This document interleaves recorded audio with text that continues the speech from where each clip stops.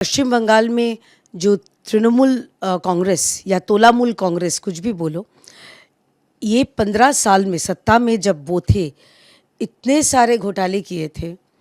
और हम लोग जो कहते कि टीएमसी यानी तृणमूल माने चोर, ये सच प्रमाण करके तृणमूल जो पार्टी है, लोगों का भरोसा, लोगों का विश्वास सब कुछ खो दिया था।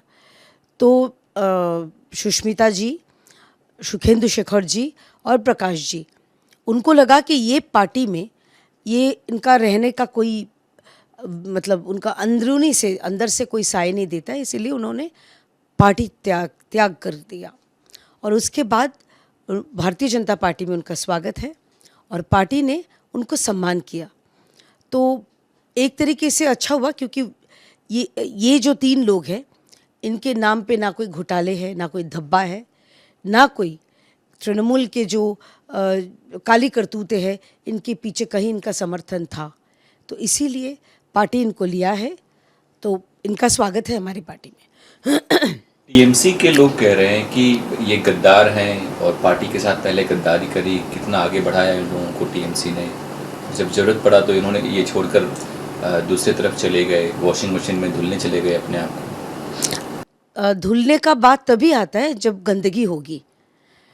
तृणमूल के जो ये बोल रहे हैं, उनके नाम पे कितने धब्बे हैं पहले पूछिए ना। महुआ मोइत्रो जो बयानबाजी कर रही है, जिनका सांसद पद खारिज हो गया था चोरी करने के लिए, मतलब अपना लॉगिन पासवर्ड बेच के जो विदेश में घूमने जाती है, महंगी महंगी घड़ियाँ, जूते, बैग्स खरीदवाती है, उनसे हम ज्ञान का पाठ लेंगे।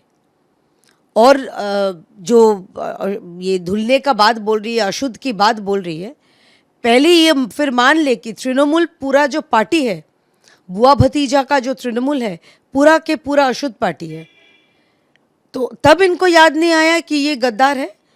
महुआ मोइत्रो तो वो भी तो कांग्रेस छोड़ के तृणमूल आई थी टिकट के लिए, वो तो गद्दार नहीं है। फिर पहले उनसे पूछिए ये बातों की जवाब, उसके बाद बात करेंगे। टीएमसी का जो बैंक अकाउंट है वो फ्रोजन हुआ था, 3 दिन बैंक अकाउंट, ये मामला कोर्ट में भी गया। अब हाई कोर्ट ने जो ममता बनर्जी के टीएमसी हैं, हाई कोर्ट की निगरानी में वो डेली एक्सपेंस के पैसे उससे निकाल सकते हैं। ऋतुव्रता बनर्जी को, उनके टीएमसी को थोड़ा फटकार भी लगा है। अब वो सुप्रीम कोर्ट भी जा सकते हैं, कैसे देख रही हैं? पहले ही कहा था किस्सा पैसे का है। Mamata Banerjee vote to vote और नोट टू नोट पॉलिटिक्स में विश्वास करती है। तो उनको ये नहीं है कि कोई छोड़ के चला गया, कुछ नहीं है। उनको बस इतना था कि पार्टी फंड जो है वो मेरे हवाले रहे, मेरे भतीजे के लिए रहे। हालांकि ये किसी का अपना इकलौता किसी का पैसा नहीं है, वो पार्टी का पैसा है, पार्टी का फंड है, लोगों ने चंदा दिया होगा, कुछ भी है, लोग पार्टी का फंड है। तो इसमें जो डे टू डे एक्सपेंस, ये ममता बनर्जी के लिए कितनी शर्मनाक है कि उनको मतलब दूध, दाल, रोटी, जो पार्टी के इसके चाय पत्ती, चीनी, इसके लिए भी उनको डे टू डे एक्सपेंस लिख के देना पड़ेगा, मुझे इतना खर्च हो रहा है, और फिर कोर्ट उतना ही देगी। तो इतना बहुत शर्मनाक बात है। और हम देखना भी ये भी चाहते हैं कि ममता बनर्जी का डेली एक्सपेंस क्या है। अपना तो बोलते हैं बहुत सादगी वाला ज़िंदगी है, हमने देखा है सादगी वाला ज़िंदगी में 2-2 घड़ियाँ, बहुत महंगी महंगी घड़ियाँ, चॉपर, महंगे फ़ोन, सब कुछ उनका था, बस दिखावे के लिए सादगी था। तो ये भी देखना है कि सादगी वाली ज़िंदगी में आखिर खर्च कितना होता है, ये भी देखना है। ममता बनर्जी दंगाई को, प्रोटेस्टर को बोल रही है, वो तो रेपिस्ट को दुष्ट छले बोलती है थी। उनके लिए तो जो चोर है उनको बोलते हैं कि छोटा मोटा घटना किया है, तो इनके लिए कौन सी नई बात है।